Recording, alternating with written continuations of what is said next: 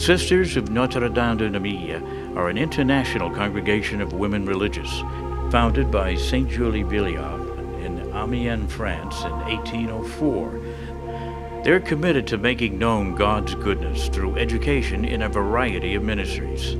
This religious congregation has served in many schools throughout Massachusetts since 1849. The Sisters minister on 5 continents: Africa, Asia, Europe, North and South America. They work to change lives by a fundamental commitment to stand with their sisters and brothers living in poverty and to accompany them in their struggle.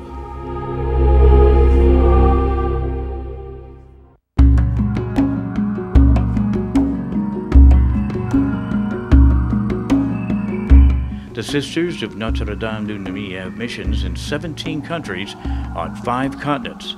The Sisters have been active in their mission for nearly 200 years, but their work in schools and hospitals in Africa has always relied on a very inadequate and doubtful energy source.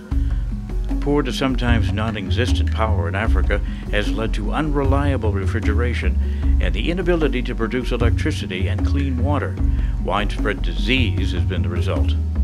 One sister, Sister Lorraine Cornell, took it upon herself after a visit to the Congo, where she experienced many local blackouts, to seek an environmentally friendly solution to the problem.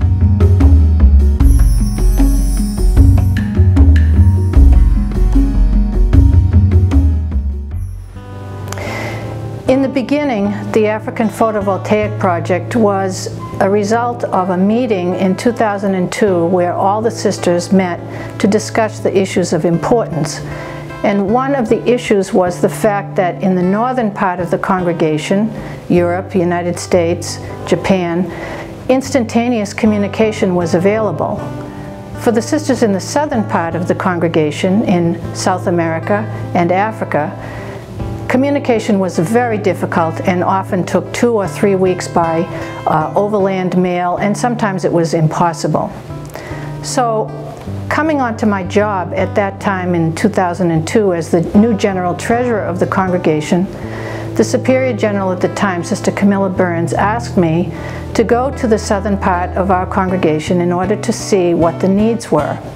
And so in April and May of 2003, I began a 6-week journey through Nigeria, Kenya, and Congo that would bring me to as many as 2/3 of the communities in that part of the world in order to see what some of the needs were.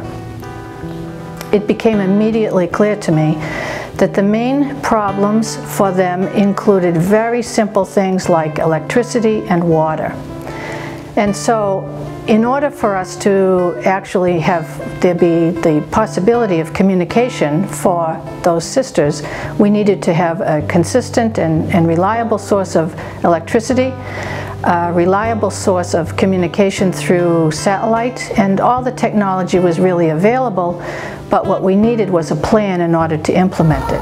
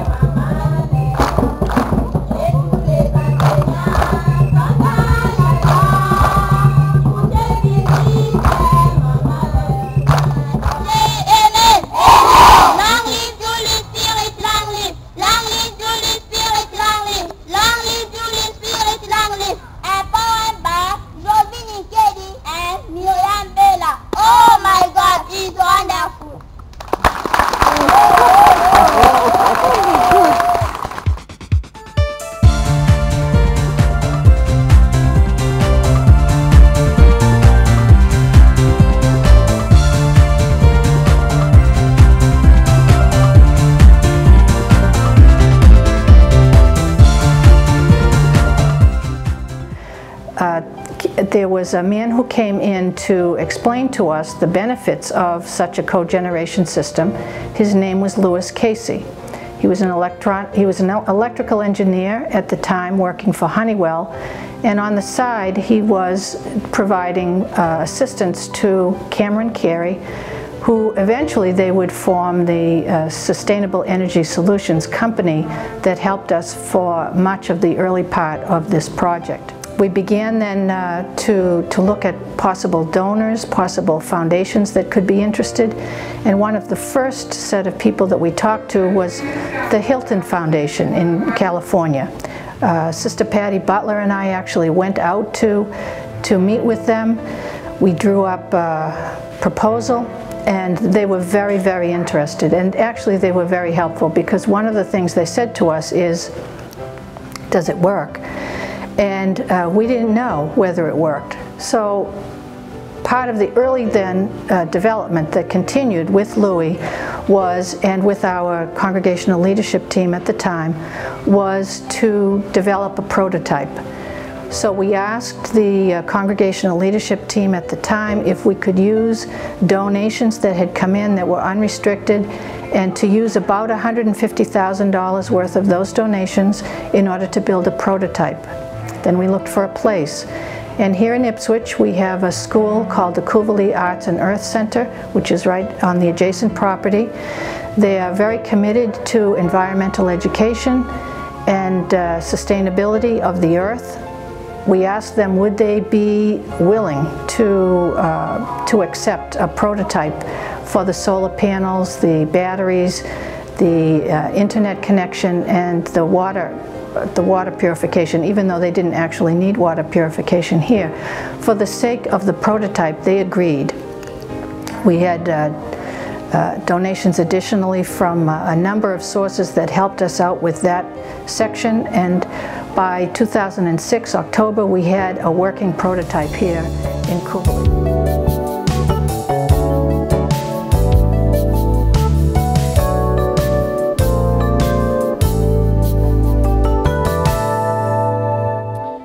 Well, I'm welcoming you to Cooley Arts and Earth Center in Ipswich, Massachusetts, where the Sisters of Notre Dame have constructed a prototype of the photovoltaic project. In building this prototype, what we're looking at is trying to duplicate the conditions that the sisters in Nigeria and Congo work in, because we're hoping to erect, and we have erected, photovoltaic projects on different sites. It's not exactly the same, but it's rural condition where there's lots of sun. And what you're looking at here is an array of photovoltaic panels that collect the solar rays and transform them from the rays themselves to actual current, AC, DC current, and eventually to AC. Welcome to our boiler room. This is where the inverter is. This is the machinery over here that actually takes the sunlight that's collected from the panel and turns it into functioning electricity. And you might want to get over here and take a look at it. I'm not an electrical genius, so it's a little bit complicated for me, but here it is.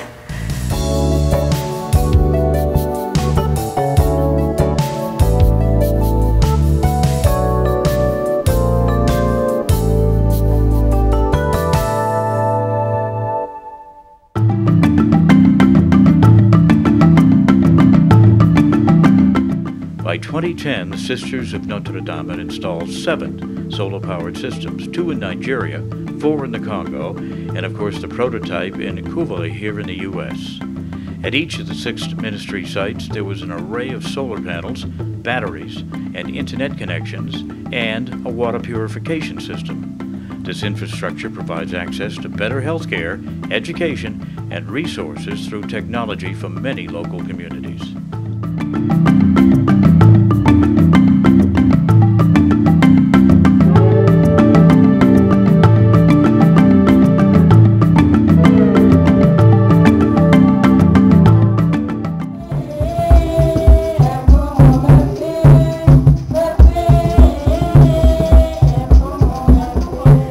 Our plans for the future include the following. The original site in Congo, which is the hospital in Gedinga, needs to be expanded because we have assistance from a Belgian technical cooperation which is going to improve the buildings there at Gedinga because they now have electricity. We need to expand the solar panels to double their capacity, and we also want to improve the water system there. So we have a commitment, a pledge for about $250,000 for that. We also need 3 more sites to be installed totally, which is another $1 million.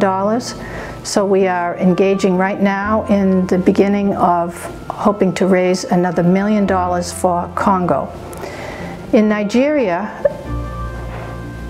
they are hoping to expand the possibility of their internet access, but they don't need the whole system. What they prefer is to have some scaled down systems that include only electricity. So we have an estimate for 7 more sites in Nigeria that is also about $1 million. So we are currently in a fundraising operation for about $2 million that will be completing the systems in Nigeria with electricity, and 3 more systems for the schools and hospitals and clinics in Congo.